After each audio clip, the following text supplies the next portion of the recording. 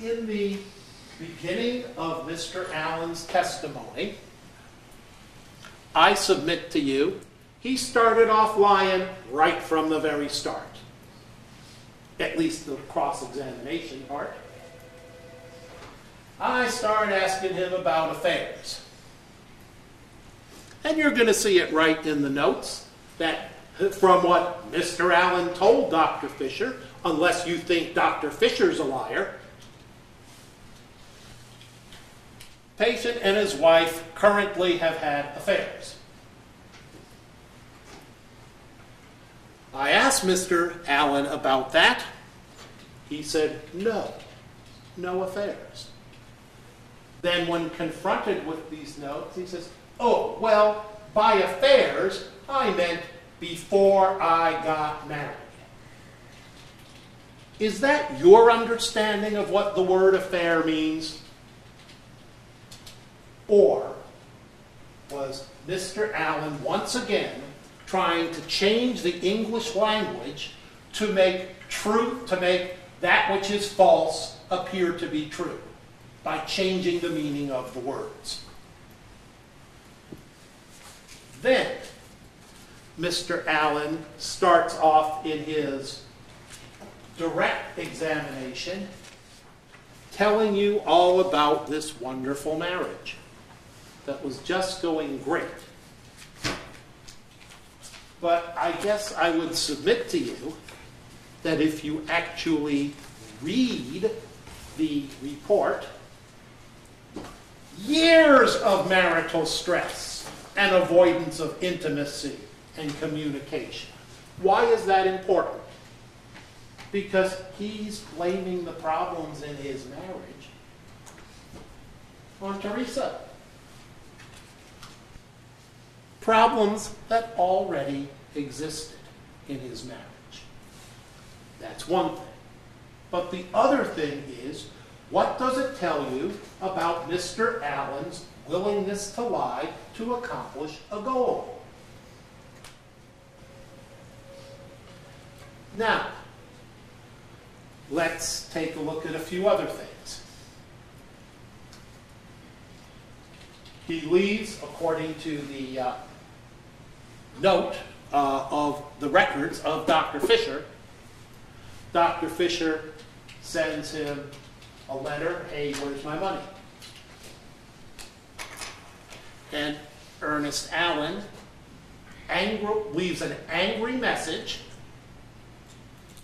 saying, I got more problems than you know about.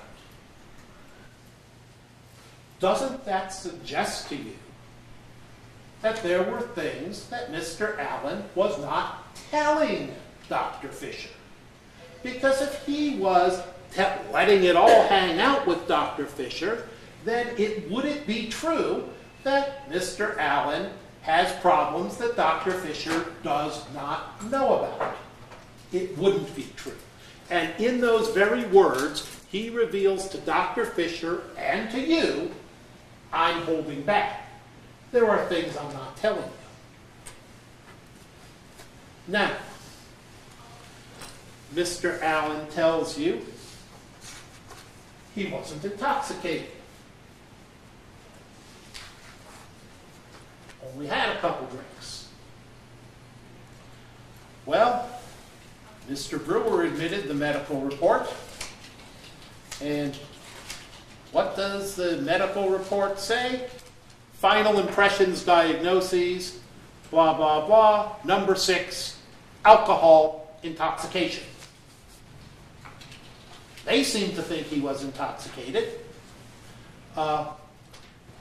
Moreover, the medical report that was admitted into evidence by the plaintiff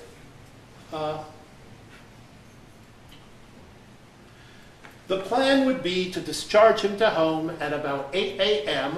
when his alcohol level is down.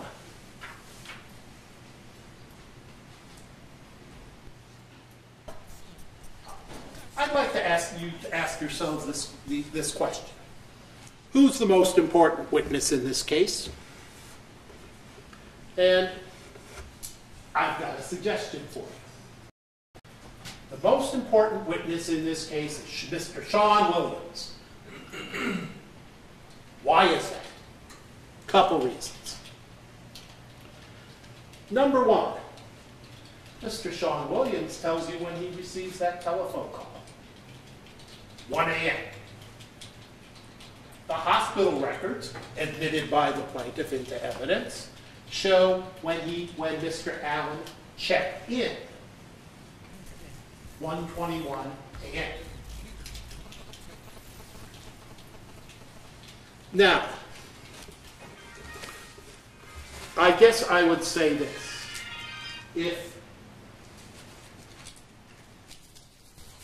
If a person has no reason to lie, it is certainly far less likely that they will lie. May I have your attention, please? An emergency has been recorded in the building. While this report is being verified, please leave the building using the exit stairway. Do not use the elevator. Use the stairways only. Do not use the elevator. We may never finish this case. Third one this month, right? I'm sorry? Third one this month. Third one this one. Yeah, I know we've had a couple. May I have your attention, please?